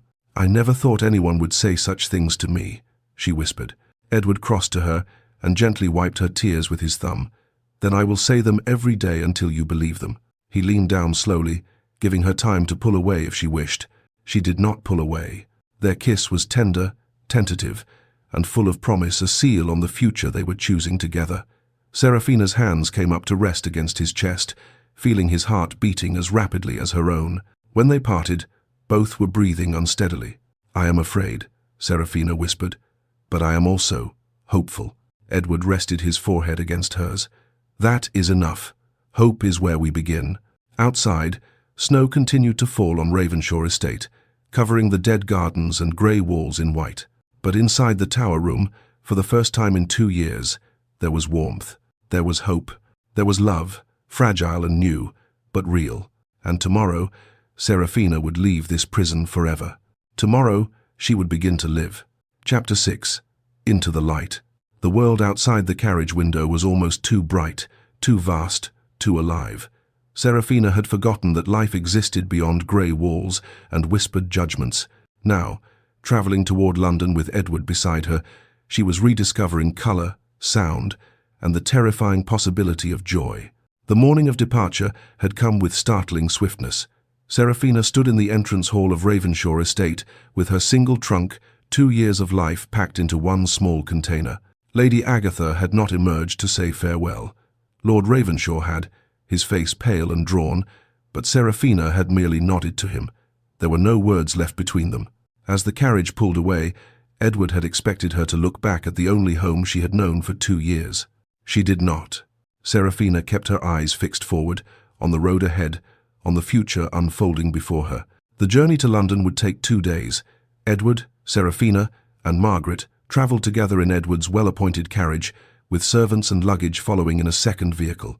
At first, the sensory assault was overwhelming. The speed of the carriage made Seraphina dizzy. She had not moved this quickly in years. The brightness of the snow-covered landscape hurt her eyes, accustomed to the dim light of her tower room. Every sound seemed amplified. The thundering of horses' hooves, the creak of wheels, the shouts of other travellers on the road, the distant peal of church bells. Edward noticed her distress immediately. Her hands were clenched in her lap, her breathing shallow. "Would you prefer to rest?" he asked gently. "We can stop at the next inn." "No." Seraphina forced herself to breathe slowly. "I have rested for 2 years. I want to feel everything, even if it hurts." Margaret reached across and squeezed her hand. "It will become easier. Your senses simply need time to adjust." As the hours passed, Seraphina found her sister-in-law to be was right. The overwhelming sensations began to settle into manageable impressions. They passed through a small village, and Seraphina pressed her face to the window, watching children playing in the snow, their laughter carrying on the crisp air. Merchants called their wares from shop fronts. Women carried baskets, stopping to chat with neighbors. Life, everywhere, ordinary and beautiful. "I had forgotten the world was this full," she murmured. Edward and Margaret exchanged a glance, both struck by the simple tragedy of that statement. They stopped for the night at a respectable inn. The prospect of dining in public, Seraphina's first meal outside her rooms in 2 years, filled her with dread. The dining room was crowded and noisy, full of travellers seeking warmth and sustenance. As they entered, Seraphina felt every eye turn toward them. Her anxiety spiked, her breath coming short. "They are all looking at me," she whispered to Edward. "They know. They see a beautiful woman dining with her betrothed." Edward interrupted quietly, his hand steady on her elbow. "Nothing more," Margaret added firmly. "And if they stare, let them. You owe them nothing. No explanation, no apology." They were seated at a private table near the fire. The innkeeper, recognizing a duke when he saw one, was obsequious in his attention. The meal arrived. Roasted chicken with herbs, fresh bread still warm from the oven, vegetables in butter, and for dessert, apple tart with cream. Seraphina took her first bite of chicken and froze. The flavor exploded across her tongue, savory, rich, complex. For 2 years, laudanum had dulled everything, making food taste like ash and obligation. But this was real. This was life. Tears began to fall, and she could not stop them. "I had forgotten food could taste like this," she whispered, embarrassed by her emotion. Edward felt something cold and furious settle in his chest. The depth of deprivation she had experienced, not just isolation, not just chemical control, but the theft of sensation itself, the basic pleasures of being human. He reached across the table and took her hand, not caring who saw. "You will never go hungry again," he said quietly. "You will never be deprived again. I promise you this." The second day of travel found Seraphina more present, less overwhelmed. She asked questions about London, about Ashford House, about what her life would be like as a duchess. Edward answered everything honestly, trying to prepare her for the challenges ahead. "Society will be curious," he said carefully. "Some will be kind, others will be cruel. But I want you to understand, you are under my protection now. Anyone who insults you, insults me. And very few people are foolish enough to do that." At one point, Margaret told a story about a pompous lord who had once tried to intimidate Edward at a parliamentary session, only to be so thoroughly demolished by Edward's counter-arguments that he had not spoken in the House of Lords for a month. Seraphina laughed, a genuine, surprised sound of pure amusement. Edward turned to look at her, transfixed. Her face was transformed by laughter, all the shadows lifting for a moment, revealing the vibrant woman beneath the grief. "This," he thought, "this is who she is becoming."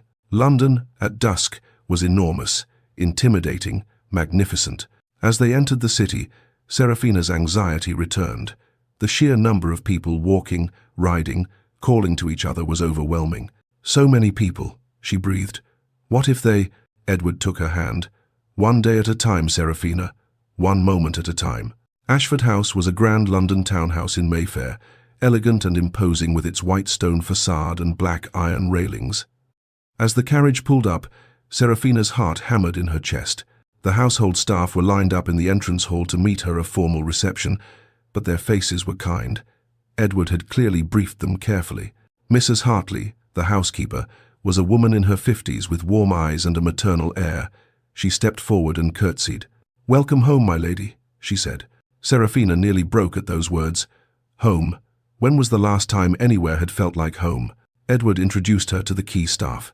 Stevens, the butler, dignified and courteous. Anne, who would serve as her lady's maid, young and friendly. Mrs. Patterson, the cook, round and smiling. They all greeted her with respect and genuine warmth. No one looked at her as though she were mad. No one avoided her eyes. Mrs. Hartley led her upstairs to her suite of rooms, and Seraphina stopped in the doorway, overwhelmed. It was beautiful. Nothing like her prison at Ravenshaw. Large windows let in floods of natural light.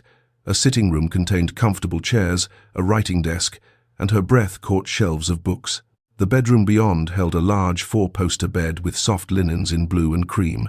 Fresh flowers adorned every surface, filling the air with their scent.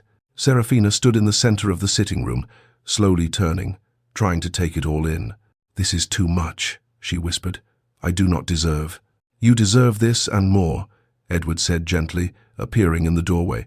"Please, Seraphina, try to accept it." Anne helped her prepare for dinner, drawing a warm bath scented with rose oil. Seraphina sank into the water and wept, not from sadness, but from the simple, overwhelming luxury of being warm, of being clean, of being cared for. "Take your time, my lady," Anne said kindly, discreetly leaving her to compose herself. "Everything is different now." The gown Edward had commissioned was soft green silk that brought out her eyes. When Seraphina looked in the mirror, she barely recognized herself. Color in her cheeks, light in her eyes. A woman, not a ghost. Dinner was served in the family dining room, intimate, just Edward, Margaret, and herself. The conversation was easy, comfortable, but inevitably turned to the engagement ball planned for 2 weeks hence. "I cannot face all of society," Seraphina said, panic rising in her voice. "They will know, they will judge. They will see what I see," Edward interrupted firmly. "A woman of extraordinary grace and courage. And I will be beside you the entire evening," Margaret added. "We both will. You will not face them alone." Edward explained his plan.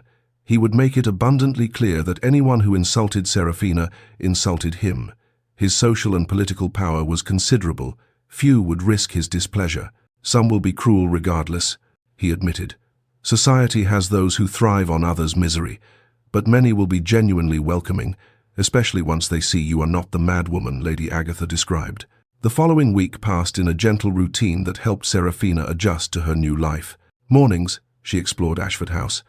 The library became her sanctuary, 3 floors of books on every subject imaginable. She found a worn volume of Wordsworth and settled into a deep armchair by the window, reading for hours. Edward found her there one morning. Without speaking, he selected his own book and sat in the chair opposite. They read in companionable silence for an hour, occasionally looking up to share a smile. It became their daily ritual, these quiet moments where they simply existed together, no words necessary. Afternoons, Margaret took Seraphina shopping. New gowns in colors Seraphina had forgotten she loved: rose pink, sky blue, deep burgundy. Slippers embroidered with tiny flowers, bonnets and gloves and shawls, things Seraphina had never had at Ravenshaw, where Lady Agatha had kept her wardrobe to grey and brown. "You are not just preparing for a ball," Margaret said as they examined fabrics. "You are reclaiming yourself. Every choice you make, every color, every ribbon, is an act of defiance against those who tried to erase you." Evenings brought dinner and conversation, and sometimes music. Margaret played the piano beautifully and encouraged Seraphina to try. "I have not played in years," Seraphina said hesitantly. "Then now is the perfect time to begin again," Margaret replied, patting the bench beside her. Seraphina's fingers were rusty, stumbling over keys she had once known by heart. But slowly, haltingly, she played a simple melody. Her eyes closed, and Edward watched her face transform, grief and joy mingling as music returned to her life. "You have been buried alive," he said quietly when she finished, "and you are still full of beauty." One evening, after Margaret had retired, Edward and Seraphina remained in the music room, neither quite ready to say goodnight. They talked about their upcoming marriage, what it would mean. "I will never control you as they did," Edward promised. "You will have freedom, choice, partnership. Your life will be your own." "I want to be worthy of you," Seraphina said softly. "Of this life you are giving me." Edward moved closer, taking her hands in his. "You already are worthy. You always were. Their treatment of you was never a reflection of your worth, only of their cruelty." The air between them shifted, charged with awareness, desire, longing. Edward cupped her face, his thumb brushing her cheekbone. "May I kiss you?" he asked, his voice rough. "Yes," Seraphina breathed. Their kiss was different from the tentative one at Ravenshaw. This was deeper, more passionate, full of promise and barely restrained desire. Seraphina's hands came up to grip his shoulders, anchoring herself as the world tilted. When they finally parted, both were breathing hard, shaken by the intensity. "I should," Edward cleared his throat. "I should bid you good night." "Good night, Edward," Seraphina whispered, touching her lips with wonder. But neither moved immediately, reluctant to end the moment, to break the spell. The night before the engagement ball, Seraphina could not sleep. She stood at her window in her nightgown, looking out over London's twinkling lights, so different from the darkness of Ravenshaw, from the isolation of her tower room. The city sprawled before her, alive and glittering with possibility. A soft knock. "Seraphina, may I come in?" Margaret entered in her dressing gown, carrying 2 cups of warm milk with honey. "I thought you might be awake," she said, smiling. They settled by the window, wrapped in blankets against the winter chill. "I am terrified," Seraphina admitted. "Tomorrow I will face them all, and they will see me as the mad Ravenshaw girl." Margaret took her hand. "Some will. I will not lie to you about that. But Seraphina, others will see the truth, and my brother will ensure that truth is louder than any gossip." She paused, then added, "Do you know what Edward said to me last week?" Seraphina shook her head. He said, "Margaret, I have not felt this alive since before Catherine died. Seraphina has given me back the part of myself I thought lost forever." Margaret squeezed her hand. "You are not just being rescued, Seraphina. You are rescuing him too." Seraphina's tears fell, but they were not tears of sadness. They were tears of overwhelming gratitude, of hope, of love too large to contain. "I never thought I could have this," she whispered. "Love, home, hope. You always deserved it," Margaret said firmly. "And tomorrow you will show everyone exactly who Lady Seraphina Ravenshaw truly is." After Margaret left, Seraphina returned to her mirror. The woman looking back was not the broken creature from Ravenshaw Estate. She wore a beautiful nightgown of soft white linen. Her skin had color. Her eyes, though nervous, were clear and bright. She touched Isabella's locket at her throat. "I am doing it, Bella," she whispered. "I am living. Watch me." And somewhere beyond, Seraphina felt a warmth, her sister's blessing, her mother's pride. Tomorrow would be difficult. Tomorrow she would face society's judgment, their whispers, their stares. But she would not face it alone. And for the first time in her life, that was enough. Chapter 7. The Duchess emerges. The ballroom blazed with 1,000 candles, each flame a witness to London society's insatiable hunger for scandal. They had come to see a spectacle, the mad Ravenshaw girl on the arm of London's coldest duke. But Lady Seraphina Ravenshaw, standing in her chamber above the gathering crowd, was done being anyone's spectacle. Tonight, she would reclaim her name. Anne, her lady's maid, fastened the last tiny button on the back of Seraphina's gown. The dress was exquisite emerald silk that brought out the green of her eyes, with a fitted bodice that emphasized her returning figure and a flowing skirt that rustled like whispers when she moved. Delicate embroidery traced patterns of leaves and flowers along the neckline and hem. Anne had spent an hour on Seraphina's hair, arranging it in an elegant style with small diamonds woven through the dark strands. They caught the candlelight, making her look like she wore stars. She looked beautiful. She could see that objectively in the mirror, but she could barely breathe. "My lady, you have gone quite pale," Anne said, concern evident in her voice. Seraphina's vision began to tunnel. Her breath came in short, painful gasps. The room spun around her. "I cannot do this," she whispered, her voice rising. "They will all be watching, judging. They will see the madwoman. They will whisper. They will laugh." Her hands trembled so violently she could not clasp the pearl necklace Anne held out to her. "Fetch his grace," Anne said urgently to another maid hovering nearby. Quickly. Seraphina sank into a chair, her corset suddenly too tight, the room too small, the weight of what she was about to face crushing down on her chest. Edward entered within moments, still fastening his cufflinks, Margaret close behind him. He immediately crossed to Seraphina and knelt before her chair, taking her cold, trembling hands in his warm, steady ones. "Look at me," he said, his voice calm and firm. "Only at me, Seraphina." She forced her gaze to his face, to those dark eyes that had first seen her when she was invisible. "Breathe with me," he instructed. "In, out, in, out." He breathed slowly, deliberately, and Seraphina focused on matching her rhythm to his, on his face, his voice, his hands grounding her. Gradually, painfully, her breathing slowed. The panic receded enough that she could think again. "You do not have to do this," Edward said quietly. "If you wish, we can cancel the ball, leave London tonight. I will not force you to face them." "No."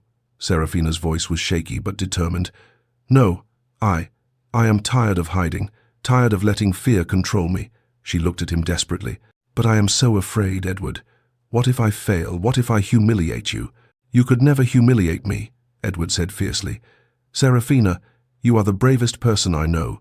You have survived what would have destroyed most people. One evening, with London's gossips, is nothing compared to what you have already endured." He reached into his coat pocket and produced a small velvet box. Opening it, he revealed Isabella's locket, but it had been cleaned, repaired, the silver polished to a shine. "How did you—" Seraphina's breath caught.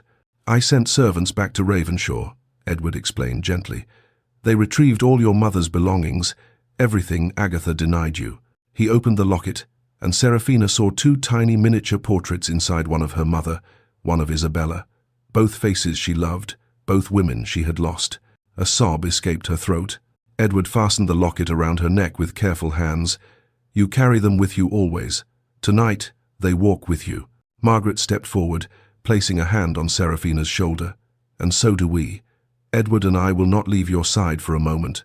Seraphina touched the locket, feeling the cool metal against her skin, and drew strength from it. "I can do this," she said, more to herself than to them. "You can," Edward agreed. "But remember, Seraphina, you do not owe them perfection. You owe them nothing.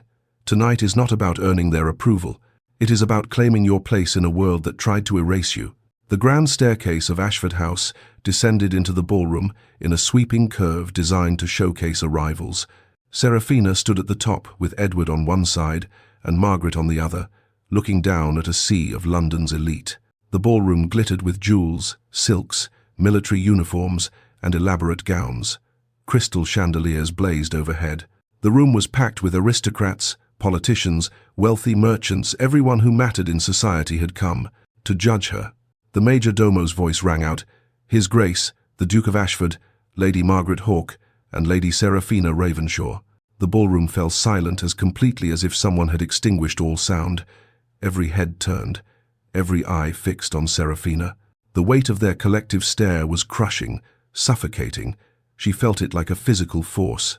The whispers began immediately, a susurrus that filled the sudden quiet. "Is that truly her? I heard she was locked away in the country. She looks almost normal, doesn't she? Pretty thing. What a waste. The Duke must be mad himself too." Seraphina's legs nearly gave out. Only Edward's arm, firm and steady around hers, kept her upright. "I have you," he murmured so only she could hear. One step at a time, they descended. Each step felt like walking through fire. Seraphina kept her chin up, her gaze forward, but she saw everything with terrible clarity. Faces she recognized from her debut 5 years ago, before Isabella's death, before her exile. Some looked sympathetic, others curious, others openly judgmental, their expressions making clear what they thought of the mad Ravenshaw girl. Near the back of the room, Lady Agatha stood with rigid posture, fury burning in her eyes. Edward had insisted she be invited better to face the enemy openly than wonder where she lurked. They reached the ballroom floor. The whispers grew louder, speculation swirling. Edward led Seraphina to the center of the room, Margaret close behind them. Then he raised his hand. The room fell silent immediately. When the Duke of Ashford commanded attention, he received it. Edward's voice carried to every corner of the ballroom, clear and strong. Ladies and gentlemen, I present my betrothed, Lady Seraphina Ravenshaw. Seraphina's heart pounded so hard she thought it might burst from her chest. Many of you have heard rumors about this remarkable woman, Edward continued. Tonight, I shall correct those rumors. What is he doing? Seraphina thought wildly. Lady Seraphina is not mad. She has never been mad. His words rang with absolute certainty. She is a woman who loved her sister deeply and grieved her loss with honest emotion. She is a woman of extraordinary courage, intelligence, and grace. Society chose to label her grief as madness. Society chose to isolate and judge her for feeling too deeply. He paused, his gaze sweeping the room. I choose differently. I choose to see her for who she truly is. She will be my Duchess, and I will spend my life ensuring she never doubts her worth again. The shock on faces throughout the ballroom was palpable. This was not how things were done. Dukes did not make passionate public declarations. They did not challenge society's judgments. But Edward Hawke had never been like other dukes. He turned to Seraphina, his voice softer but still audible throughout the silent room. Will you dance with me, Seraphina? Show them who you truly are. The crowd's reaction rippled through the room, shock, murmurs, whispers of disapproval from some corners, but also admiration, respect for Edward's defiance, curiosity about the woman who had captured the cold Duke's heart. Some faces showed open support Edward's political allies, recognizing his courage. Margaret's friends, smiling encouragement. At Edward's nod, the orchestra began to play a waltz. Edward led Seraphina onto the dance floor, and she felt every eye follow them. Her body was stiff with terror. One wrong step, one stumble, and they would all laugh. They would say she truly was mad, that Edward had made a terrible mistake. Look only at me, Edward said quietly. Forget them. It is only us. Seraphina met his eyes steady, warm, full of love and absolute confidence in her. They began to dance. Hesitant at first, Seraphina's steps uncertain, but Edward was an excellent dancer, and he guided her with gentle pressure, making it easy to follow. Her body remembered. Years ago, before tragedy, she had loved to dance. The steps came back gradually, 1, 2, 3, 1, 2, 3, turning and swaying. As they moved together across the floor, something shifted inside Seraphina. The room began to fade. The stares, the whispers, the judgment, it all receded into background noise. There was only Edward, only the music, only this moment. She realized she was not performing for them. She was not trying to prove anything to anyone. She was simply dancing with the man she loved. Her expression softened. A small, genuine smile appeared on her lips. Edward saw it, and his own stern features relaxed into warmth. There you are, he said softly. Other couples began joining them on the floor, society resuming its normal patterns, though eyes still watched the Duke and his betrothed. When the dance ended, genuine applause filled the ballroom. Not mocking, but real. Edward bowed to Seraphina. She curtsied in return. As they left the floor, several people approached. An elderly duchess, a formidable woman who had known Seraphina's mother, stepped forward. Welcome back to society, Lady Seraphina. Your mother would be very proud. A young woman near Seraphina's age smiled warmly. You look absolutely radiant, my lady. I am so pleased for you both. Not everyone was kind. Seraphina saw sneers from some corners, heard cutting whispers, but enough people were accepting, welcoming, curious in a genuine rather than cruel way. Seraphina felt something fundamental shift inside her. She had crossed a threshold. She was no longer invisible, no longer exiled, no longer a ghost. She existed, and she had the right to exist. Hours later, as the ball continued and Seraphina had survived countless introductions and conversations, she stepped into a quiet corridor for a moment's respite. She should have known she would not remain alone for long. This changes nothing. Lady Agatha's voice was venomous. She appeared from a shadowed alcove, her face twisted with fury and something else, desperation.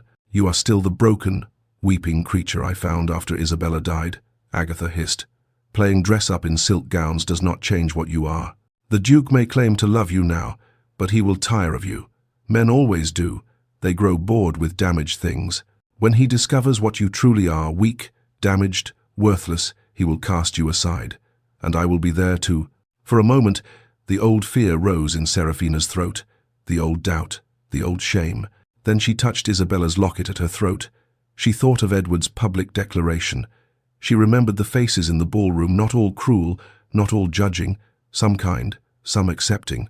She looked at Lady Agatha, and for the first time, she truly saw her. Not a powerful tyrant, not an insurmountable force. Just a bitter, frightened woman whose power had come entirely from making others feel small. "You are wrong," Seraphina said, her voice steady and clear. Agatha blinked, startled. "I am not mad, stepmother. I never was. I was grieving." Seraphina stepped forward, and Agatha actually stepped back. "You made me believe I was broken because it served your purposes. You kept me drugged and isolated because you wanted to control my inheritance. But I am not broken. I am healing." Her voice grew stronger. "And I am done, absolutely done, allowing you to define me." Agatha's face flushed with rage. "How dare you speak to me? You have no power over me anymore," Seraphina interrupted, feeling years of fear and submission falling away like chains. "You never will again." Edward appeared at the end of the corridor. He had been watching, staying close in case Seraphina needed him, but giving her the space to fight this battle herself. He crossed to them now, his presence imposing, his expression glacial. "Lady Ravenshaw," he said, his voice cold enough to freeze blood, "you are no longer welcome here. Leave, now." Agatha looked between them, Seraphina standing tall and unafraid, Edward beside her, united and unshakable. She had lost, completely and utterly. Without another word, her defeat absolute, Lady Agatha turned and left. Edward took Seraphina's hand. "Are you all right?" Seraphina exhaled shakily, feeling the adrenaline beginning to fade. Yes, I am." "You were magnificent," he said softly, pride evident in his voice. Seraphina looked up at him, wonder in her eyes. "I am still afraid of many things, but I am also free." They returned to the ballroom, where Margaret was surrounded by a group of young women, laughing at something one of them had said. She saw Edward and Seraphina and smiled, gesturing for Seraphina to join them. For the rest of the evening, Seraphina talked, laughed, and existed in society. Not perfectly, not without moments of anxiety when the crowd pressed too close or someone's stare lasted too long, but authentically, genuinely, freely. When the last guest finally departed and Seraphina returned to her chamber, she did not collapse in exhaustion. Instead, she stood at her window, still in her emerald gown, looking out at London's lights twinkling in the darkness. She touched Isabella's locket and whispered, "I did it, Bella. I stood in the light, and I did not burn." Behind her, in the doorway, Edward watched. This woman would never be exiled again, never be silenced, diminished, or erased. Not while he drew breath, not ever. Chapter 8. The Wedding and New Beginnings. The morning of Seraphina's wedding dawned clear and bright, a rare London spring day where the sky seemed determined to celebrate alongside her. She stood at her window, watching the city wake, and thought, 6 months ago, I believed I would die in that tower, forgotten and alone. Today, I become a duchess. Today, I choose joy. The realization brought tears to her eyes, but they were good tears, healing tears. Margaret and Anne worked together to help Seraphina prepare, their movements practiced and efficient but filled with warmth. The wedding gown was a masterpiece of simplicity, ivory silk with delicate lace overlay, pearl buttons running down the back in an elegant line, and a train that flowed like water when Seraphina moved. It was nothing like the ornate, ostentatious gowns many society brides wore. It was understated, refined, perfect. Margaret placed a crown of white roses and lily of the valley in Seraphina's dark hair, securing it with pins that would keep it in place through the ceremony and celebration. When Seraphina finally looked at herself in the full-length mirror, she barely recognized the woman staring back. Not because she looked different, though she did, transformed by proper nutrition, rest, and the absence of laudanum. Her cheeks had color, her eyes were clear and bright. But the real difference was deeper. She felt different. She stood differently. She looked at the world differently. The sadness was still there, it would always be there, a part of her as permanent as her bones. But it no longer consumed her. "I wish Mother and Isabella could be here," she whispered, touching the locket at her throat. Margaret stepped behind her, meeting her eyes in the mirror. "They are here, Seraphina. They see you, and they are so proud of the woman you have become." A knock at the door interrupted the moment. A footman entered with a letter on a silver tray. "From Lord Ravenshaw, my lady. Just delivered." Seraphina's hands trembled slightly as she opened it. Lady Agatha had not been invited. Edward had made that abundantly clear, but her father had received an invitation, though she had not known if he would come. The letter was stilted, awkward, but genuine. My dearest Seraphina, I do not deserve your forgiveness. I know this. I failed you as a father in every way that matters. I allowed my wife to imprison you, to drug you, to steal years of your life. I was weak, and my weakness cost you dearly. I hope that someday, perhaps, you might find it in your heart to forgive me. Not because I have earned it, but because you deserve to be free of the burden of my failures. I have enclosed your mother's sapphire necklace. She wore it on our wedding day. I thought you might wish to have it today. Be happy, my daughter. You deserve every happiness. Your father. Inside the letter was a small velvet pouch. Seraphina opened it with shaking fingers and drew out a necklace of deep blue sapphires set in silver, exquisite, timeless, beautiful. What do you wish to do? Margaret asked gently. Seraphina held the necklace, feeling its weight in her palm. For a long moment, she was silent. I forgive him, she said finally, not because he has earned it, not even because he deserves it, but because I refuse to carry that weight any longer. She fastened the necklace around her throat, something old, something blue. Her internal voice whispered, letting go does not mean forgetting. Isabella and Mother will always be part of me, but I am allowed to move forward. I am allowed to be happy. A flutter of doubt crossed her face. Am I ready for this? To be a duchess, a wife, to face all that comes with this life? You are ready, Margaret said firmly. And Seraphina, you are not alone. You will never be alone again. Anne added softly, you have been surviving on your own for years, my lady. Now you get to live with people who love you. Seraphina straightened her shoulders, lifted her chin, and met her own gaze in the mirror with new determination. Then let us begin. St. George's Chapel in Hanover Square was one of London's most fashionable churches, its interior a masterpiece of architecture, with soaring columns and magnificent stained glass windows that cast coloured light across the assembled guests. The pews were filled with society's elite, Edward's close friends and political allies, Margaret's extensive social circle, curious onlookers who had come to witness the cold Duke marry the supposedly mad Ravenshaw girl. Notably absent was Lady Agatha. Edward had made it explicitly clear she was not welcome. Seraphina stood at the chapel entrance, her arm linked through her father's. Lord Ravenshaw looked older than she remembered, his face lined with guilt and regret. Seraphina, he said, his voice barely audible, I know I have no right to ask this, but may I walk you down the aisle? Seraphina looked at him, this man who had failed her, who had allowed his wife to steal years of her life, who had been too weak to protect his own daughter. She could refuse. It would be justified, expected, even.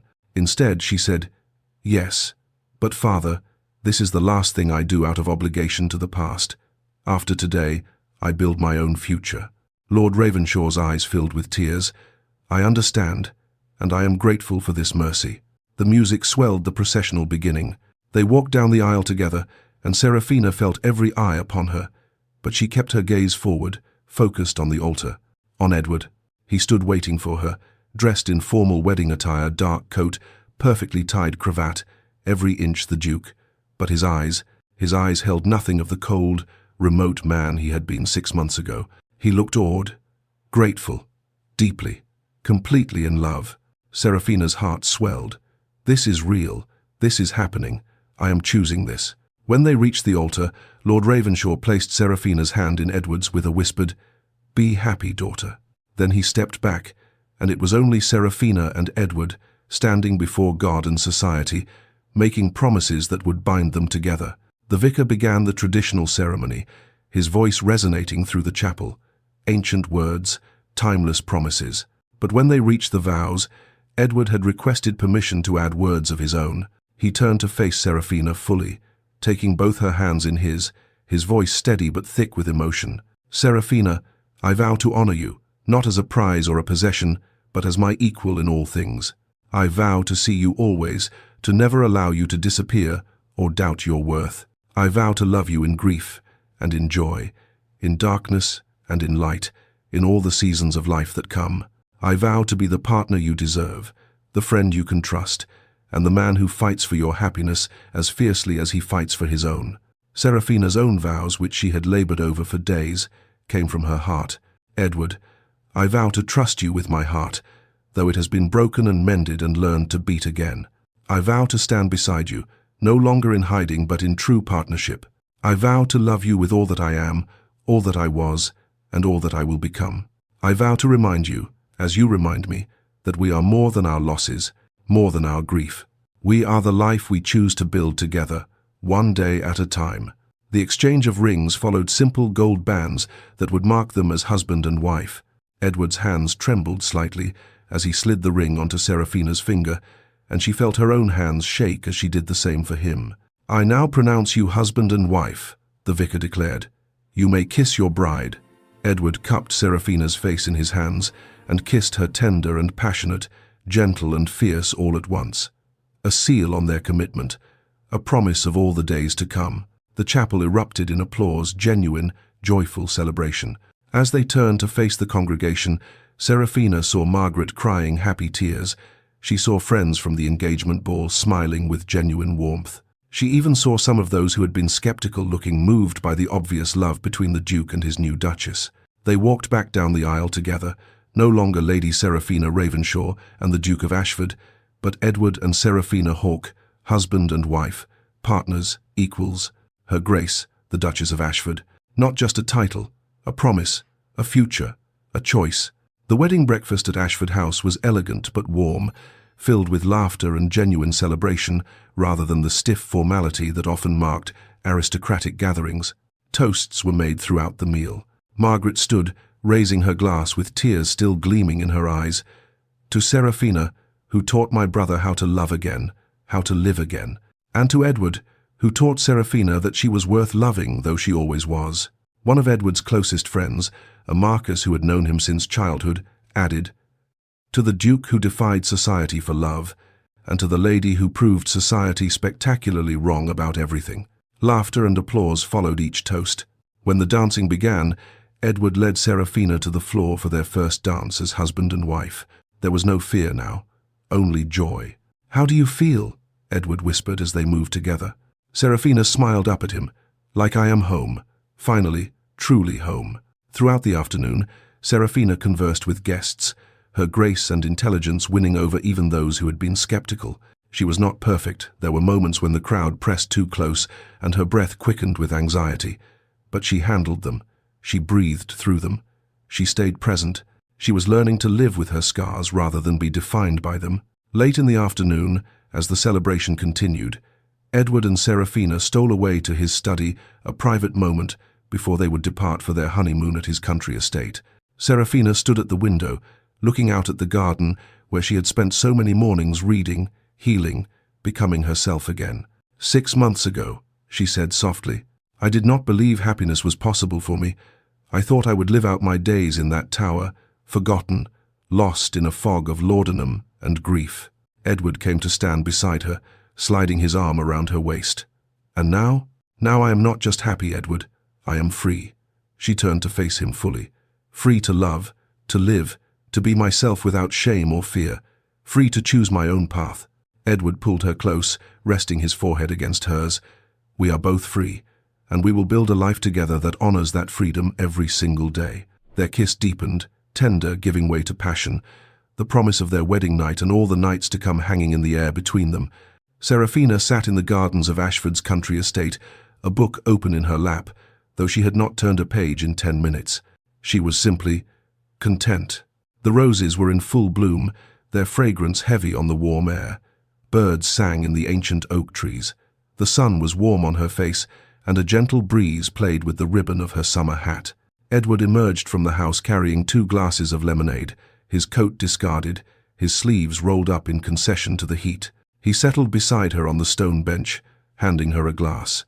What are you thinking about? He asked. Seraphina considered the question. I am thinking that I am happy, and that I am no longer surprised by that fact.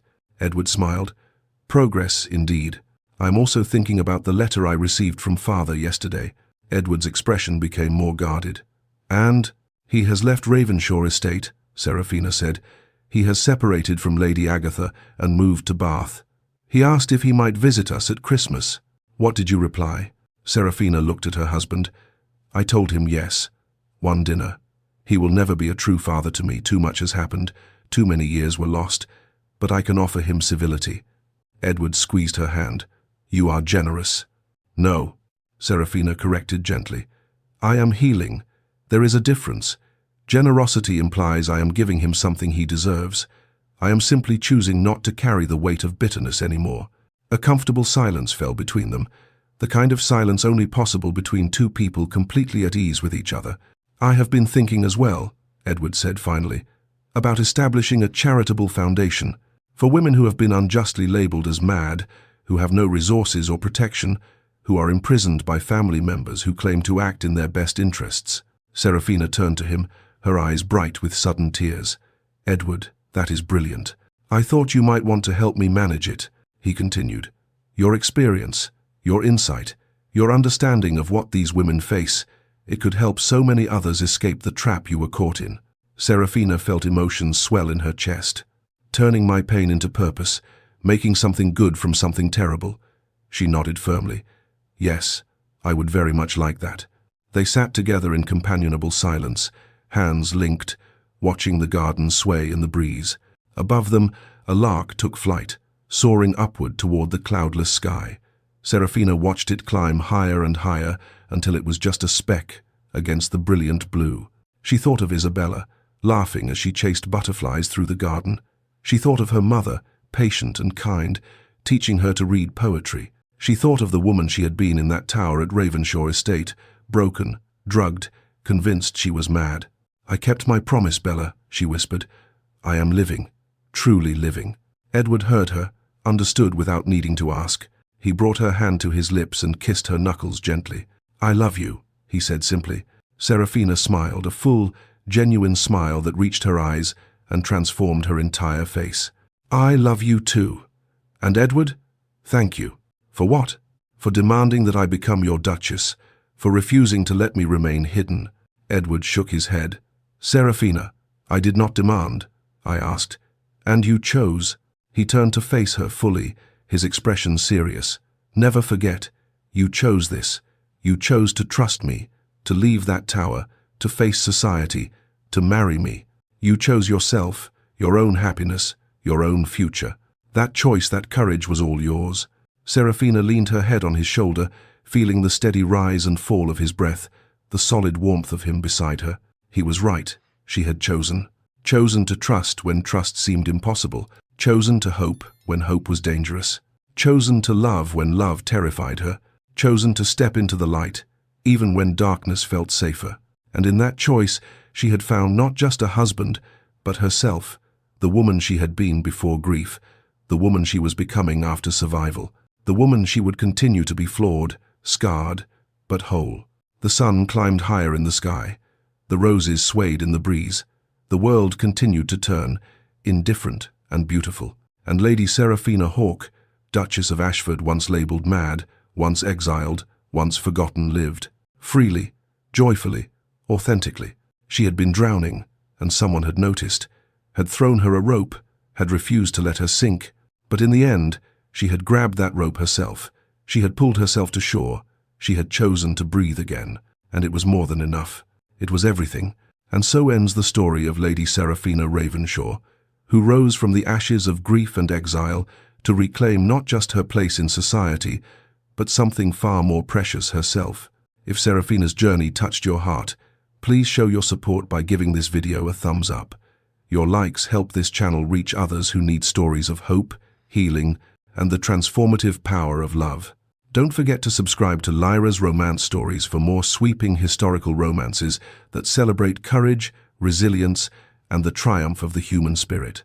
Hit that notification bell so you never miss a new tale of love conquering even the darkest circumstances. What did you think of Seraphina and Edward's story? Did Edward's declaration at the ball give you chills?